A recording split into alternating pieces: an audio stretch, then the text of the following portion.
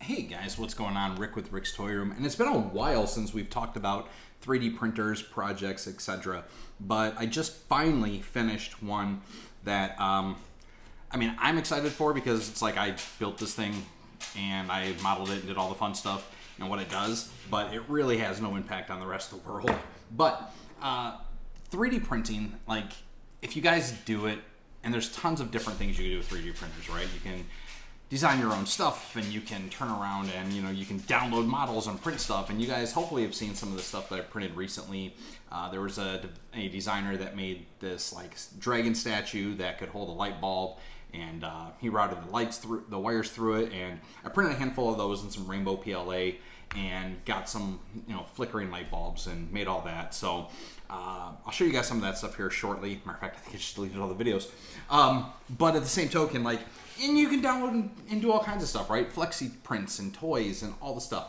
But one of my favorite things to do with my 3D printer is like my own self-designs. So whether it's the neon lights that I built that you guys saw, or whether it's the,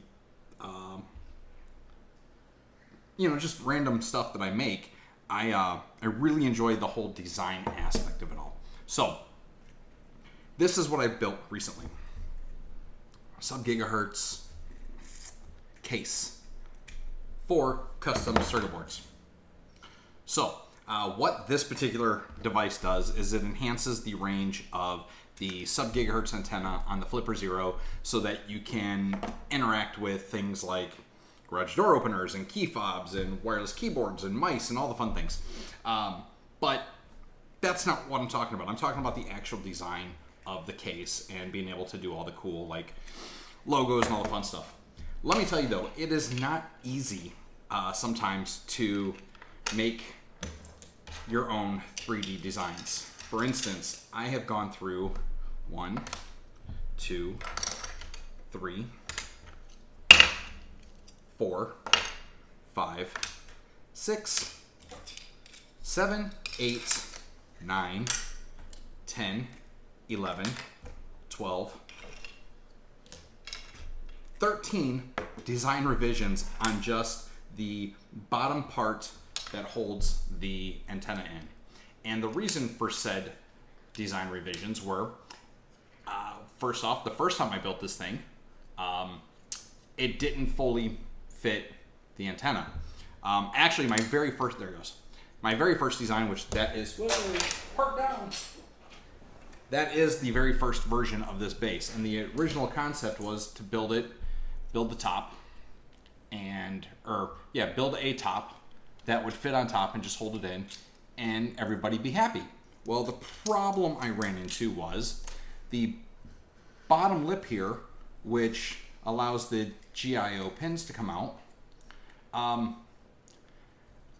The pin headers that are the 90 degree for the circuit board aren't long enough to go from the circuit board to the Raspberry Pi with the design lip that I had here to essentially hide and cover the circuit board. So I went through about 3 revisions of that, 4 revisions. This is a 1mm size wall, 0.5 millimeter size wall. I went through a stack of revisions of that till I realized that that design's just not going to work. Then I would need a open base for the GIOs to come out, and then put a cover on top of that. Well, then I built a version of that. There's 4 revisions of that. I built one version, and the problem I then had was that the case didn't account for the wires. So I did all the measurement. I guesstimated the wire size, dropped the wires in, and see all these wires here? I guesstimated how thick that was, and I didn't make it thick enough, so it kept sticking out of the board. Again, revision. Finally got the base fit the way that I like. Then I went into the tops, and I was like, okay, well, I'll just do a single flat top. Well, single flat top, the problem was that it wouldn't cover, or you could see into the circuit board, and it really just kind of bothered me because it's I don't want to be able to see into the circuit board. I don't want to be able to interact or hit these pins or the cables or anything like that. I want it encased and closed, yada, yada, yada. So I had to go through multiple revisions of the top. And I finally got to a version of the top where I had cut out where the actual what is that? That's the C1101 board. So I could sit on top of that. Covered the edges of the circuit board, let the pins come out, and then found out that I mismeasured the sides. So 1, 2, 3, 4, 5, 6, 7, 8 revisions of the top later, and I finally got to a point where I was like, all right, I got the top that I want. Now I'm going to go ahead and put in what this thing does. So I added in the sub-gigahertz logo from the Raspberry Pi icon set, did a modification to that so that I could have that on the actual cover, and now I have a well-placed and well-designed case for my custom board. Now I will leave a link in the comments here that takes you to all the different modules that I've added to the Flipper Zero. I custom built the sub-gigahertz with the C1101. This is the NSR. This one does increased range for... This one's for the Bluetooth. This one does Bluetooth and other wireless devices. So this is for like keyboard mice. This is key fobs, garage door openers, random sub-gigahertz items. And then I've got the ESP32 room. This one does not have the micro SD card, though I think I'm going to go through and put the micro SD card on the bottom of this so that I can do... This actually is an extended Wi-Fi antenna. Now I put electrical tape over the LED because this one has an LED that powers on every time the device is powered up. And this does really high range for Wi-Fi and can get a external antenna to make it go even wider. I don't know if I'm going to keep this one. For the $30 that it cost me to buy these, there's actually, I actually spent, it's $30 for 3 of them. So I put $10 a piece. Now granted, this gives me enhanced range and helping with Wi-Fi attacks from the Flipper, but I think I'm just going to buy the Flipper Wi-Fi board and then just add the SD card module. It's only $31 for the board.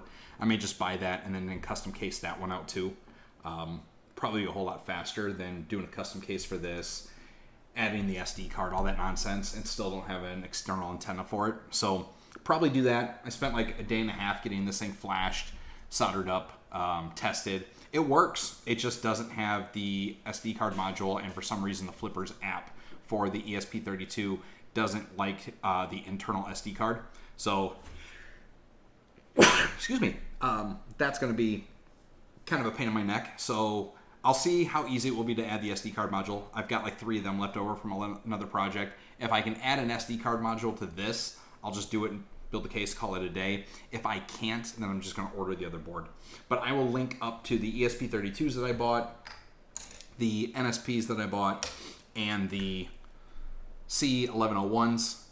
It works really cool. You can see right here, it is on the external module, so it connects. And like I said, when I first built this, the pin headers didn't stick out far enough, so it wasn't actually going all the way into the Flipper, and the Flipper just would not detect the antenna.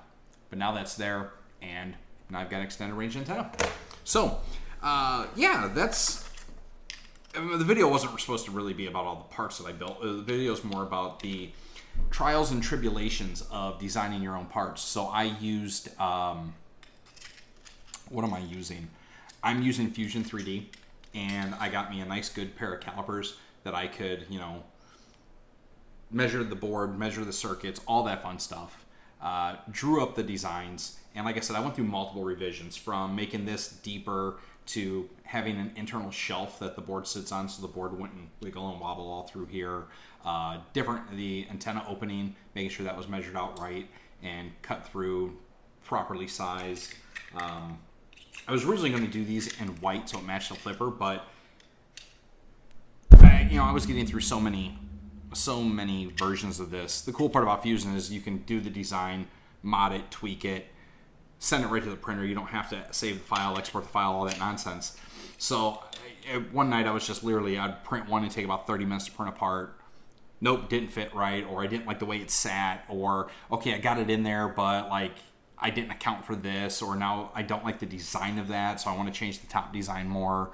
And I would just keep running parts through the printer. So really, and good part is when you're doing, especially like small parts like this is only like 6K of filament, or 6 grams, sorry, not 6K, 6 grams of filament for a little part like this.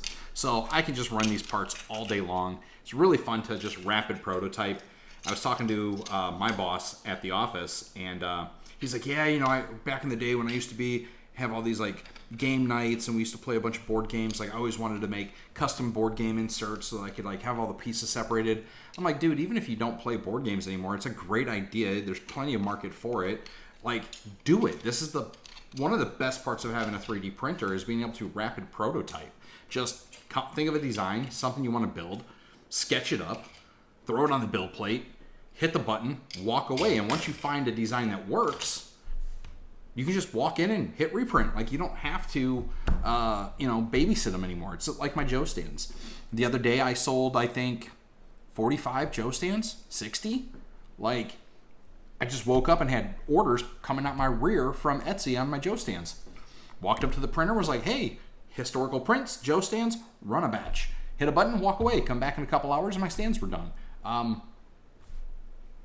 It's really, really fun to have a 3D printer for ducks and flexies and statues and masks and helmets and all the stuff that we can build with them, all the cosplay ideas. I mean, when my dad first got me my first 3D printer, it was essentially for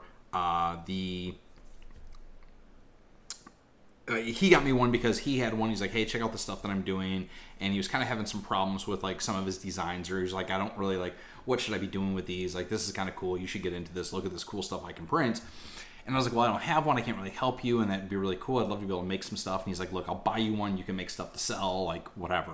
So he bought it for me. He's like, I want to do cosplay. And I realized that first one had such a small build plate. To do cosplay, I'd have to do everything so many parts and glue it and piece it together. So I used it to design things that fit the build plate. So I made G.I. Joe stands in single colors, right? So I did deep 3D etching. Now I've got it where I've got multiple color printers, and I can do the etching with the colors, and it kind of gives it a cool effect. But learning how to do the, modifier parts where I can just modify the flat level and have multiple colors in a flat single piece, like that opens up even more designs for my stands, right? Because I was like, I don't want to print a 7-color stand, or I don't have a printer that can do 7 colors. Well, now I do. AMSs with the Bamboo Labs, multiple AMS, perfect. I can connect, I've got the hub, I can connect up right now 8 colors to one printer and have at it. 9 if I use the H2D. So it's just really, really cool to be able to design your own stuff, rapid prototype, make parts, pieces, whatever the hell you want. So that's, like I said, that's my newest 3D printer project, is the custom circuit board cases. I'm going to finish those up today. Well, probably it'll take me like 3 days because I'm going to design this and not like it and redo it. But luckily this one is almost the exact same size, so I think my current base will fit just perfect. But yeah, so that's it. Like I said, we haven't talked 3D printer stuff in a while. There's some new stuff coming out. The H2D just did release the H2E, like an enterprise version, which apparently same size, but it's got like more industrial features for faster prototyping, more higher end temperatures.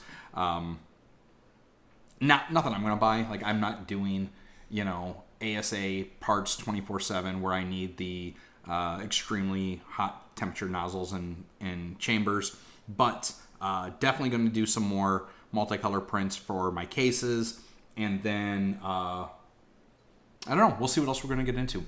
Maybe some cosplay. Finally, I might get into some more helmets. I still want to do my Wolverine helmet.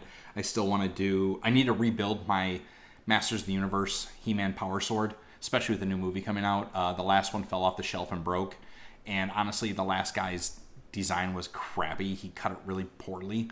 So I think I'm just going to I'll find a new one. I'll like super do the infill, make it really, really thick and heavy, and just spend, $40 on a couple rolls of filament and print it out. But yeah, that's it, guys. So as always, like, share, subscribe, follow, do all the things. 3D printing stuff. We'll come up with some more gizmos and gadgets to print. At the last Comic-Con, we saw Chris Graves and I. We were walking around the show floor and saw a guy with a Flexi that was motorized. So it had rope string that went through, like fishing line that went through the flexi, and then it went down into a little motor, and the motor just ran and caused it to move, so it made all the wings look like they were flapping. So I may look into some of those. Those would be really cool. They'd be fun to sell at a show. And then I'm going to definitely get back, especially with the H2D now being bigger than the PS1. I mean, you saw my big Bugs Bunny and Daffy Duck that I did on the PS1 or P1S. I want to take the H2D and I want to max out a Bugs Bunny again. And I want to do a new Bugs Bunny and see how big I can get him without cutting all the parts together. I want to just take the standard parts, max out the build plate, print them and see how big they go, and then I'm going to get back into Luban and I'm going to make some life-size 3D prints. Originally, we should have had this house sold and moved by now, but I haven't had a lot of interest between the interest rates and mortgage prices right now. I just can't move the house, so I think I'm going to get into the next project, which is building something life-size, and I don't care what it is. I'm going to make something, whether it's a battle droid, a super battle droid, an R2-D2, a C-3PO, Darth Maul, a RoboCop. I don't know. We're going to find something and we're going to make it life-size. So, all right. We will catch you next time, and I'll let you know what life-size project we're going to get into. We'll do a whole video series on it and just start building it and go from there. All right, guys. Later.